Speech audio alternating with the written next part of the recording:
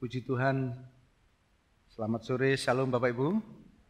Ya, bagi saudara yang ada di ruangan ini dan di manapun Anda berada yang sedang mendengarkan radio Suara Pengharapan. Hari ini firman Tuhan dengan judul Menjadi Saksi Kristus. Saudara yang dikasihi Tuhan, semenjak berita tentang kematian Yesus, kebangkitan Yesus, lalu kenaikan Yesus ke surga dan hari raya Pentakosta, firman Tuhan terus bicara tentang bagaimana murid-murid Tuhan Yesus pada zaman gereja mula-mula, mereka menjadi orang-orang yang luar biasa karena dari latar belakang putus asa, ketakutan, karena ditinggalkan oleh Tuhan Yesus, mereka menjadi orang-orang yang dipakai Tuhan untuk menyebarluaskan Injil Kerajaan Allah. Kalau kita lihat dari sejarah gereja mula-mula, mereka tidak seberapa. Mereka hidup di dalam keterbatasan. Kalau kita lihat sejarah dari gereja mula-mula ini gereja yang sangat kecil. Dimulai dari 12 orang murid Tuhan Yesus, lalu berkembang menjadi 70 orang, 120, lalu meledak menjadi 3.000 orang. Dan kalau kita lihat sampai sekarang ini, lebih daripada 2 miliar orang yang sudah percaya Yesus. Saudara, dari apa yang sudah kita dengarkan ini, hari Minggu yang lalu kita mendengarkan firman Tuhan tentang bagaimana cerita orang yang gila, yang dirasuk oleh banyak roh jahat sampai dinamakan legion. Legion berbicara tentang banyaknya roh jahat yang sudah merasuk orang itu. Saking banyaknya maka orang gila itu menjadi orang yang sangat kuat. Karena ketika dirantai maka rantainya bisa dilepaskan, bisa dilenyapkan. Dan dia tidur di pekuburan. Dan tidak ada seorang pun yang dapat menguasai orang itu. Tetapi ketika berjumpa dengan Yesus, maka orang gila itu menjadi sembuh. Kalau kita lihat di dalam Markus pasal yang kelima, ayat 1 sampai dengan 20, kita bisa melihat bahwa orang gila itu akhirnya sembuh. Dan ketika sembuh, orang itu pada ayat yang ke-19 dari pasal yang kelima, dia mengatakan, oh dia minta supaya dia diperbolehkan untuk mengikuti Tuhan Yesus. Saudara bayangkan, dari orang yang sudah sakit, sudah gila, lalu disembuhkan. Dan dia punya satu keinginan yang mendalam supaya dia diizinkan untuk ikut mengikuti Yesus. Ayat 18 dikatakan, supaya ia diperkenankan menyertai dia. Tapi kalau kita lihat di dalam ayat yang 19, saudara, Yesus tidak memperkenankannya. Justru Yesus tidak mengizinkan, kamu jangan ikut aku.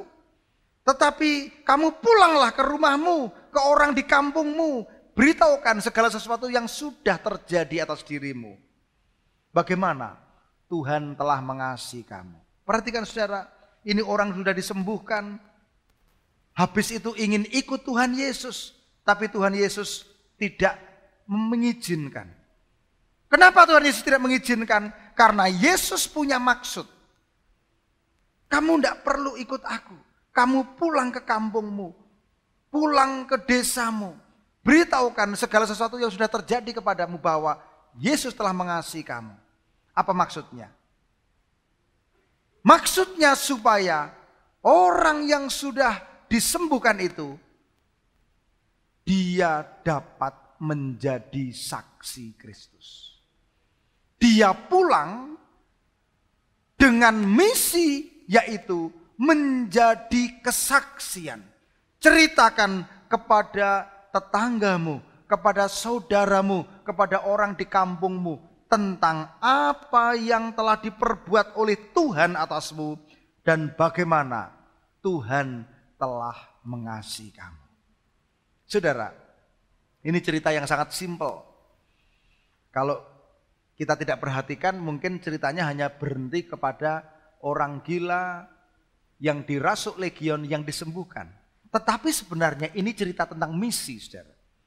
Cerita tentang misi yaitu orang yang sudah ditolong Tuhan, orang yang sudah diselamatkan Tuhan, itu Tuhan punya maksud supaya dia menceritakan perbuatan baik dari Tuhan. Dia dijadikan agen iklannya Tuhan. Ceritakan apa yang sudah Tuhan perbuat kepadamu. Amin, saudara. Nah, ini penting, saudara. Ini hal yang sangat penting supaya kita juga tahu bahwa kita yang sudah diselamatkan oleh Tuhan, supaya kita tidak hanya sekedar jadi anak Tuhan, berKTP Kristen, beragama Kristen, tidak hanya sekedar melayani Tuhan, tetapi lebih dari itu, kita harus melaksanakan misi kerajaan Allah, memberitahukan bagaimana Tuhan sudah menyelamatkan kita, bagaimana Tuhan sudah menolong kita, dan akhirnya supaya orang lain juga mendengar berita tentang keselamatan. Orang lain yang belum percaya juga mendengar dan mengalami keselamatan. Oleh karena itu, di dalam Matius pasal 28 ayat 19, amanat agung jelas sekali. Jelas dikatakan, karena itu pergilah, jadikanlah semua bangsa muridku, dan baptislah mereka dalam nama Bapa dan Anak dan Roh Kudus. Saudara, ini bukan sebuah berita yang aku udah dengarlah sejak dulu. Sudah dengarlah sejak dulu. Bukan. Kenapa? Karena bersaksi, jadi saksi Kristus itu bukan saran. Bukan saran. Tapi ini perintah. Bukan saran, tapi perintah. Pergilah, jadikanlah semua bangsa muridku, baptislah dalam nama Bapa dan Anak dan Roh Kudus. Saudara, kalau kita teliti dalam bahasa Inggrisnya, maka kata kerja yang utama yaitu jadikanlah semua bangsa muridku. Bukan pergilah. Pergilah hanya merupakan kata kerja penyerta. Ya. Oleh karena itu inti daripada amanat agung ini, setiap orang percaya diperintahkan untuk menjadikan semua orang murid Kristus. Dan baptislah dalam nama Bapa dan Anak dan Roh Kudus. Saudara, Paskah sudah berlalu. Kenaikan Tuhan Yesus sudah berlalu. Hari Pentakosta sudah berlalu. Jangan hanya kita jadikan sebagai hari, wah ini hari perayaan orang Kristen. Kita harus memperingati. Jadikan ini sebagai momentum bahwa kita tidak hanya sekedar berdoa 10 hari. Bukan. Setelah itu apa? Setelah itu kita mesti sadar bahwa kita adalah agennya kerajaan Allah. Oleh karena itu kita perlu pengurapan Roh Kudus.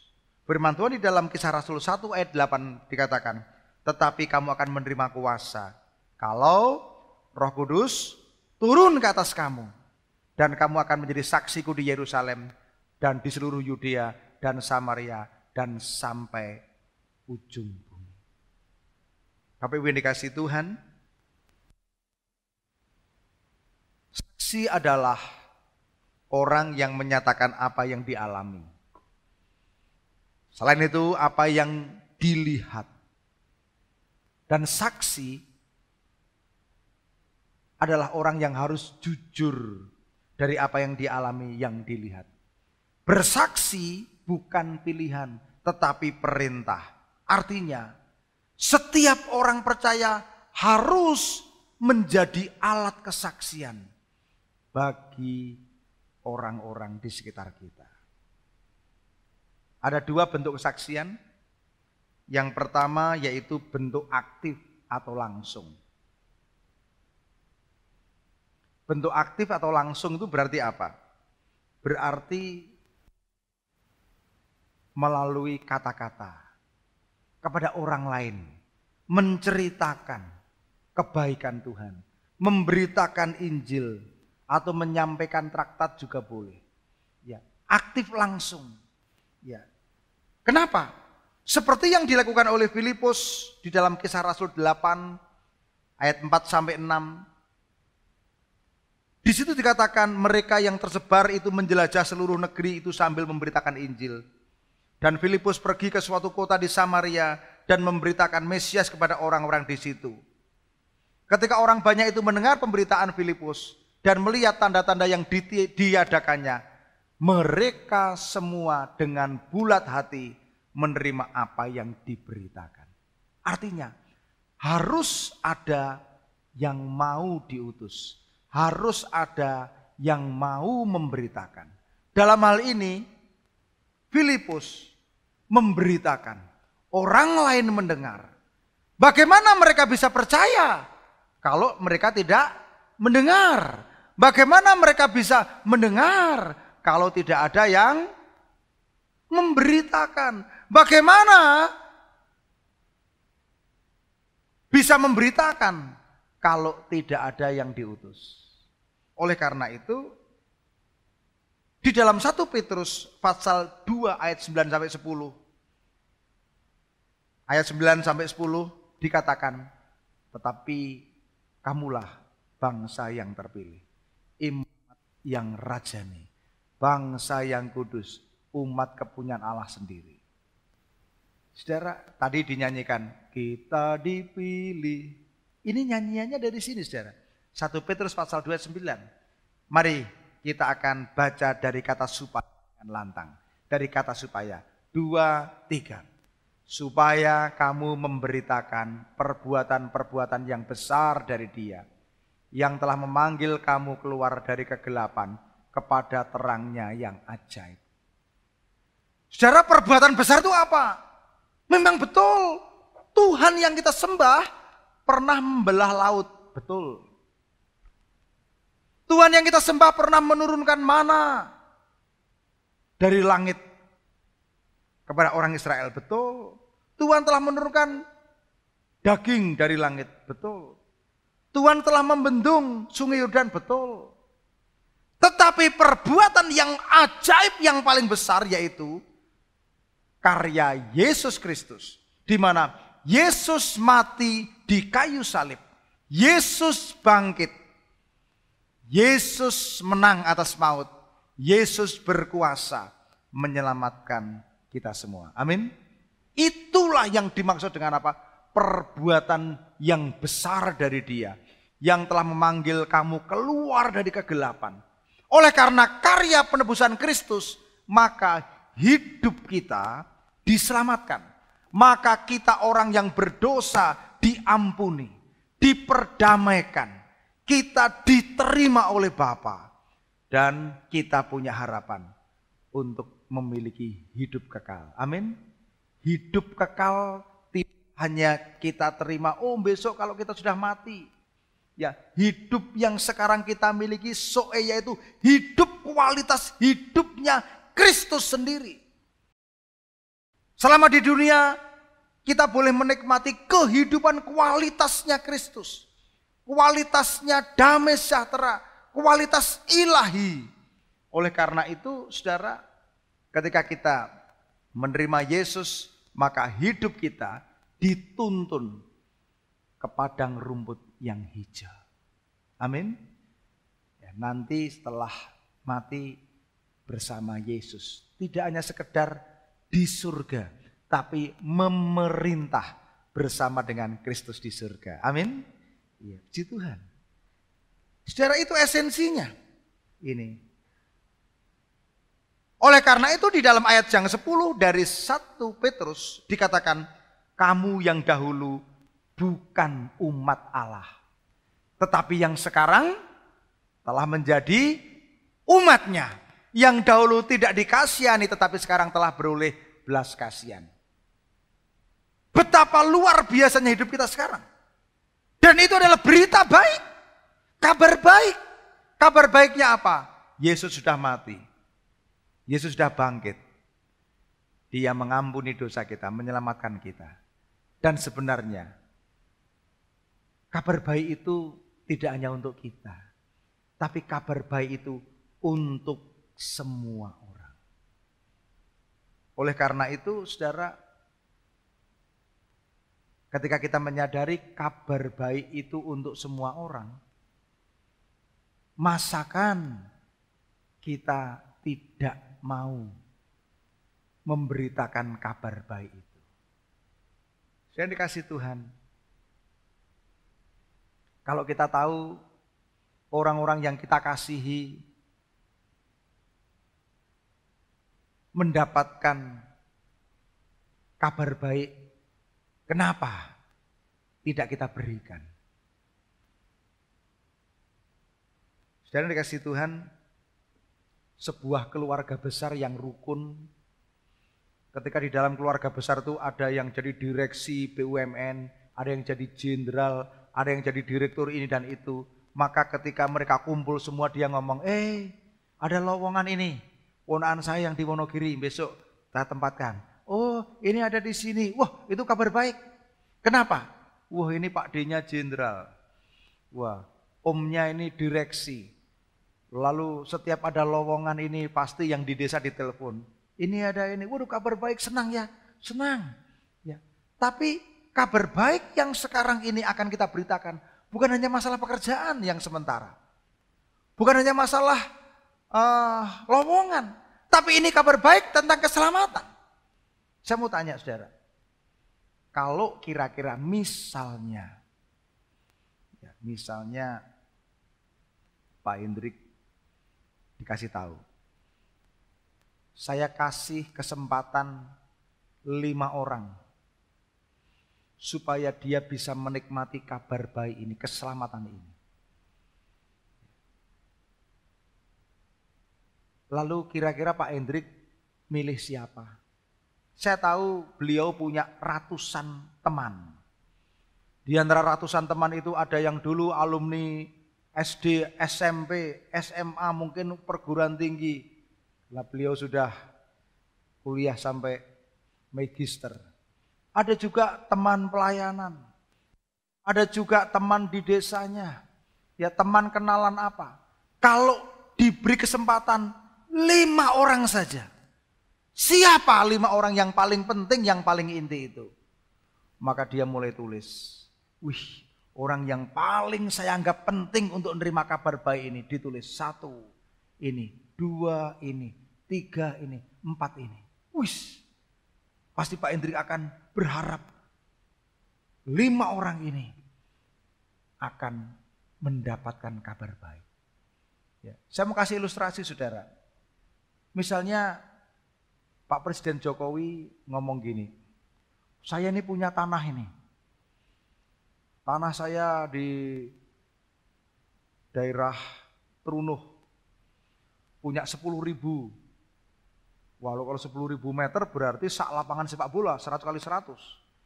Lalu kalau di coupling itu 10.000 itu misalnya menjadi 500 coupling. Ini hanya misalnya, saya tidak ngitung. Lalu Pak Hendrik dikasih 5. Pak Hendrik tak kasih 5. Tapi 5 itu silahkan mau dikasih siapa gitu. Wah, Pak Hendrik mulai malamnya mulai pikir, wah ini dikasih 5 coupling saudara. Tanah di Trunuh ini 1 meternya, ini kalau yang bagus itu bisa sampai 2 juta. Yang wahana yang Pak Mur buka itu 2 juta. Dikasih 5 coupling. Lalu mulai Pak Hendrik mulai mikir, kasih ini, kasih ini, kasih ini. Wah. Lalu berikutnya Mas Pepet dikasih 3. Kalau dikasih 3 sama Pak Jokowi mau dikasih siapa? Wah ini kabar baik. Ya, Pak Suryono, ya, karena Pak Jokowi ini dulu bapaknya ini kenal baik sama paknya Pak Sarwono. Pak Suryono ini kan dulu bapaknya lurah. Lurah di Desa Canan, lurah pertama ini. Wah, ini anaknya Mbah Lurah ya? Iya, tak kasih 10. Wah, 10. Pak Suryono kasih 10 kapling. Wah, dia mulai bikin 10 nama itu siapa saja. Wih, karena apa? Ini kapling saudara. Kalau kaplingnya 100 meter, berarti kalau 2 juta berarti 1 kapling harga berapa? 200 juta. Wah, lalu Tera dikasih 3. Wah, lalu Pak Agus cetak dikasih 3. Waduh, saudara tahu enggak? Ketika saudara tahu ini ada kabar baik, ini ada sesuatu yang sangat berharga. Enggak mungkinlah Pak Hendrik dikasih 5 lalu dia diam saja. Enggak lah. Ini batasnya seminggu loh Pak Hendrik. Udahlah enggak apa-apa biar dikasih yang lain saja. Enggak mungkin nih Pak Hendrik. 10 kapling kok. 1 M loh Pak. 5 kapling ya? 5 kapling 1 M. Enggak mungkin. Ketika Pak Agus dikasih, Mas Mawi kasih 5. Enggak mungkin harus diteke wis ben wis tak balik ke Pak Jokowi enggak apa-apa. Enggak mungkin. Saudara tahu enggak? Yang namanya kabar baik ini tidak hanya sekedar kapling tanah yang sifatnya hanya sementara.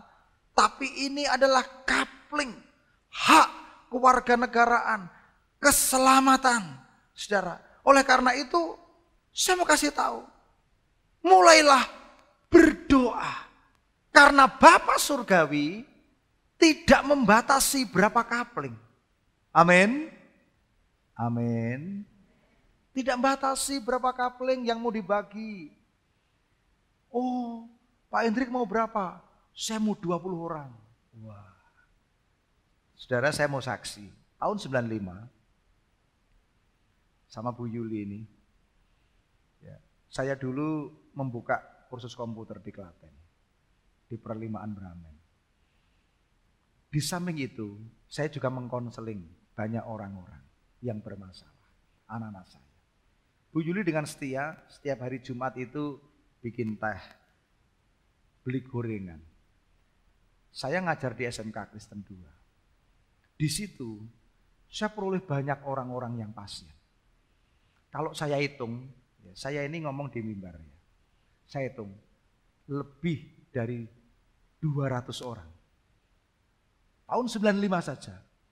Yang itu saya dengan giat memberitakan kabar keselamatan. Ada di antara mereka yang dari kaum begini saudara, terima Yesus. Iya, saya berkata seperti ini. Bukan saya menghimbau, saya menceritakan.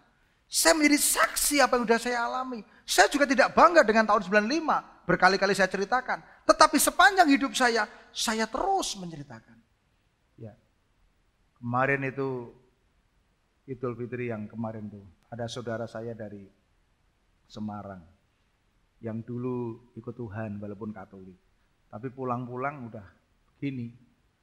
Ketika mau pulang saya ngomong, saya perlu sama kamu 2 jam. Istrinya udah pakai ini. Dia udah begini. 2 di situ. Saya ngomongin 1,5 jam. Saya ngomong tak tantang terima Yesus. Mau saya baptis. Bukan karena saya pendeta. Saudara tidak harus seperti saya.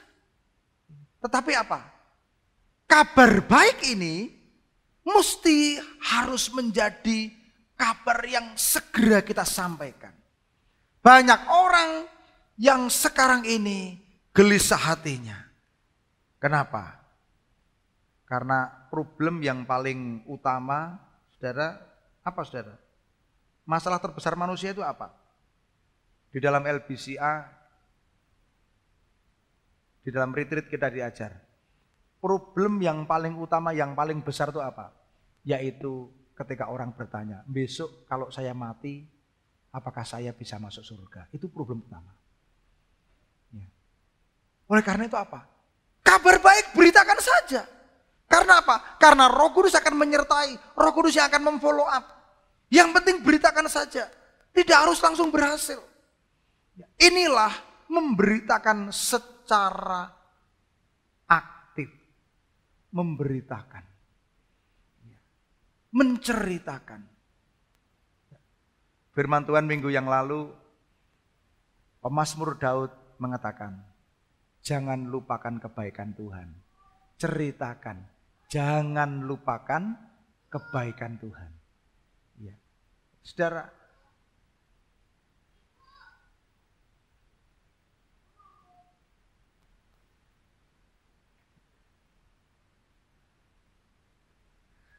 oleh karena itu, kadang ada orang yang begini, Pak, saya mau ceritakan apa? Ada orang yang hidupnya itu selalu berpikir begini, Enggak ada yang saya ceritakan kebaikan Tuhan. Hidupnya selalu dipenuhi dengan kekecewaan. Yang diomongkan kecewa, kepahitan, penderitaan. Wah, kalau demikian, iblis senang. Kenapa? Karena memang iblis itu senang kalau orang itu kehilangan damai sejahtera.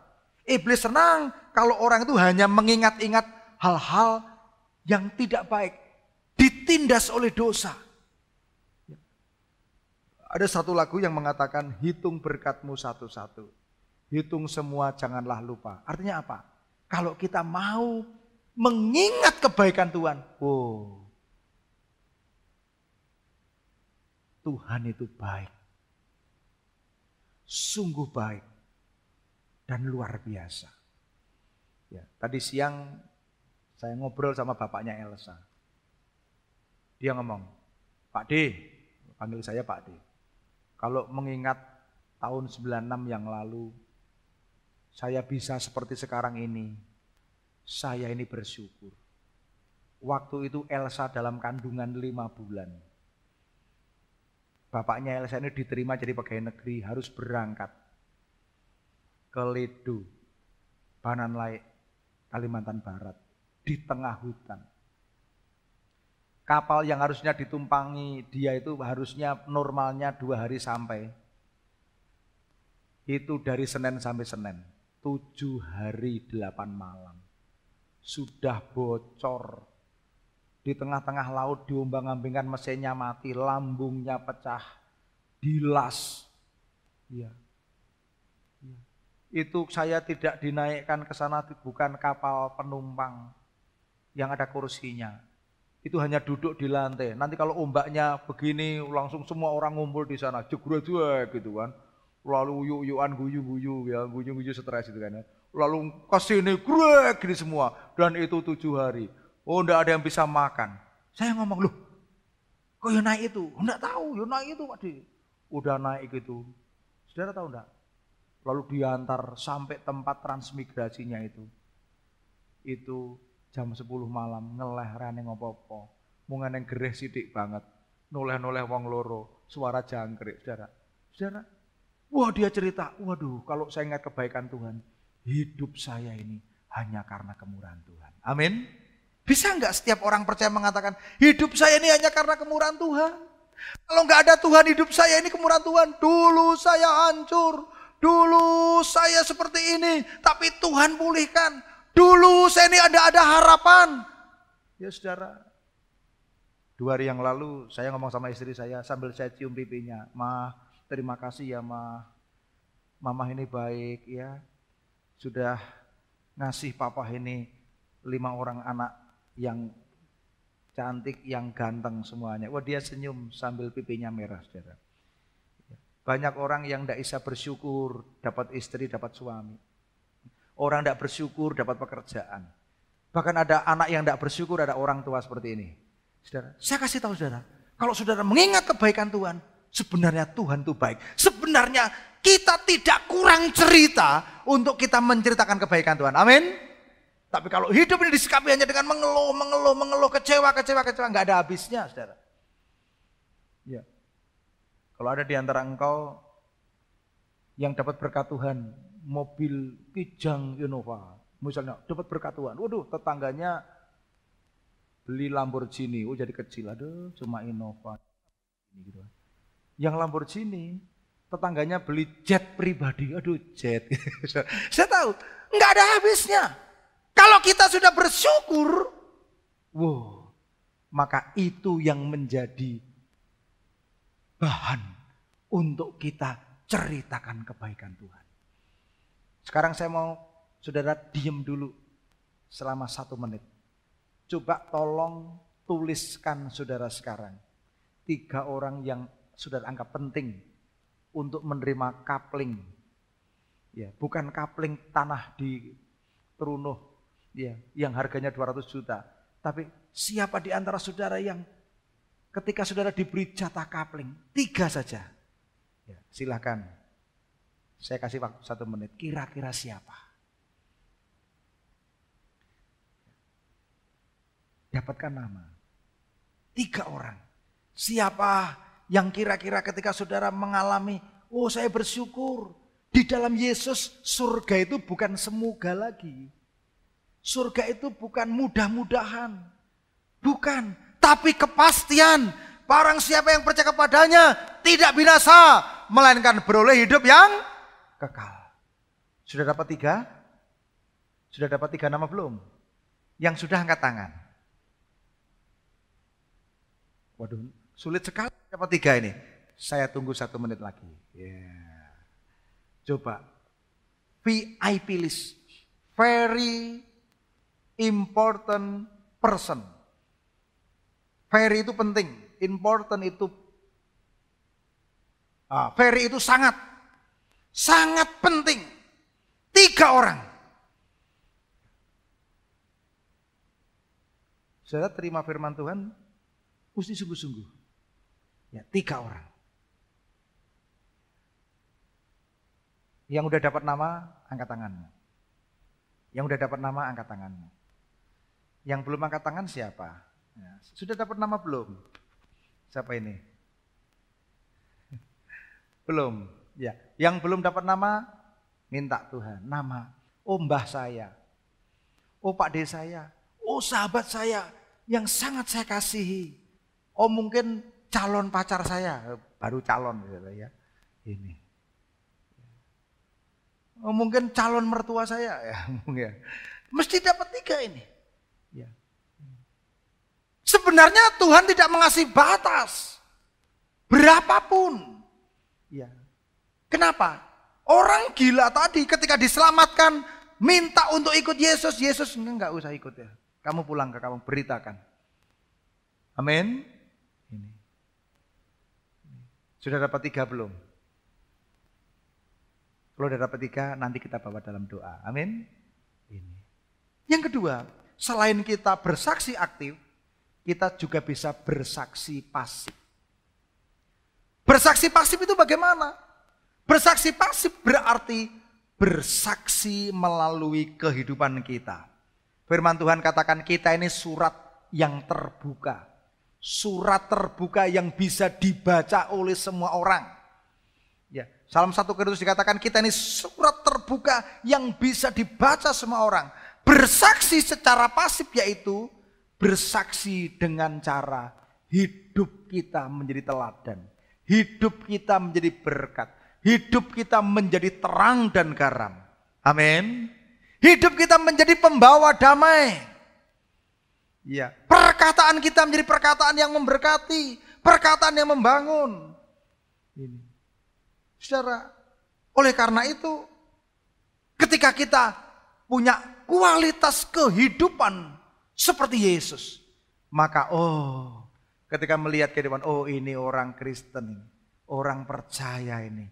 Hidupnya ini bahagia, suami istri selalu damai, anak-anak jadi anak yang baik. Ya, di keluarga mereka baik, di masyarakat mereka dikenal orang yang baik. Mereka orang yang ramah, orang yang sopan. Kehidupannya menjadi berkat, menjadi teladan. Ini secara apa yang akan kita saksikan kalau hidup kita belum menjadi orang yang bertobat. Makanya kehidupan orang Kristen ini kehidupan yang ketika percaya Yesus dibentuk, diubah semakin menjadi serupa dengan Kristus supaya kita bisa menjadi saksinya. Amin. Ini penting. Jemaat Fajar Pengharapan, ayo saudara bertumbuh. Berakar kuat dalam Tuhan. Bertumbuh, berbuah. Saudara sabar, murah hati, menguasai diri, lemah lembut. Ada banyak pertumbuhan yang bisa kita alami ketika kita tinggal di dalam pokok anggur, yaitu Yesus Kristus. Oleh karena itu, saudara, ketika saudara mau menjadi saksi Kristus, saudara tinggal berdoa supaya punya belas kasihan terhadap jiwa-jiwa. Lihat orang tuanya lihat orang tuanya nggak punya kapling kerajaan surga, ya diam-diam saja. Jangan. Mesti kita punya belas kasihan atas jiwa-jiwa. Ya. Kenapa?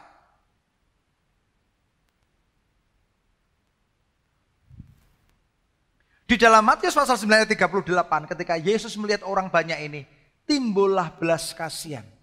Karena mereka seperti domba yang tidak bergembala. Minta pada Tuhan, Tuhan berikan aku hati yang penuh dengan belas kasihan. Berikan hati yang penuh belas kasihan. Minta kepada Roh Kudus untuk menolong kita. Supaya apa? Kita mesti selalu penuh dengan Roh Kudus. Ya.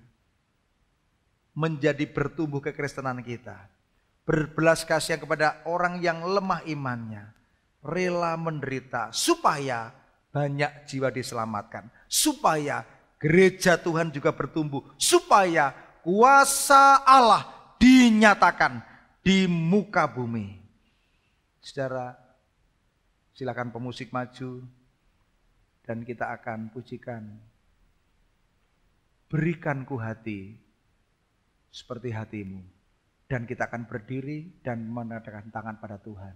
Kita bawa 3 nama.